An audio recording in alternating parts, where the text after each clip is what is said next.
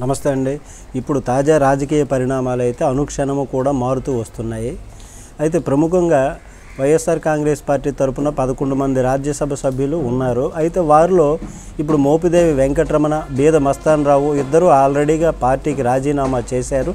అలాగే రాజ్యసభ పదవికి కూడా రాజీనామా చేశారు. అయితే ఇప్పుడు గొల్ల బాబురావు ఢిల్లీలో కనిపించడం ఒక విశేషం. వాస్తవంగా వెనుకబడినటువంటి బడుగు బలహీన వర్గాలకు, బీసీలకు చెందినటువంటి వారికి ఇవ్వాలి రాజ్యసభ సభ్యత్వాలు అన్న కాన్సెప్ట్ తీసుకొచ్చినటువంటి జగన్మోహన్ రెడ్డి ఇప్పుడు అదే వర్గానికి చెందినటువంటి ఇద్దరు రాజీనామాలు స్టేట్మెంట్లతో కలవరపెడుతున్నటువంటి ఈ సమయంలో వైఎస్ఆర్ కాంగ్రెస్ పార్టీకి, జగన్మోహన్ రెడ్డికి కాస్త ఊరటనిచ్చే విషయం ఏంటంటే, రిలయన్స్ అధినేత అంబానీ స్నేహితుడు పరిమళ నట్వాని పార్టీ మారడు. ఆయన మారేటటువంటి పరిస్థితి లేదు. ఎందుకంటే ఆయన దగ్గరికి ఎవరు వెళ్ళరు, ఆయన ఎవరి దగ్గరికి వెళ్ళరు కాబట్టి.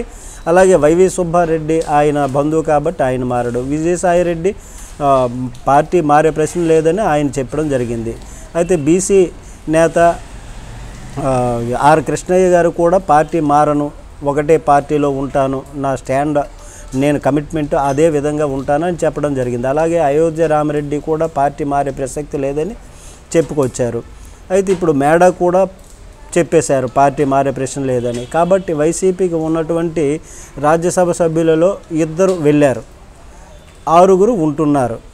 అయితే ఇంకా పిల్లి సుభాష్ చంద్రబోస్, గొల్ల బాబురావు గారు వీళ్ళేమొచ్చి జనసేన పార్టీలో చేరుతారా అన్నటువంటి ఊహాగానాలు అయితే ఇప్పుడు వినిపిస్తున్నటువంటి పరిస్థితి కనిపిస్తుంది.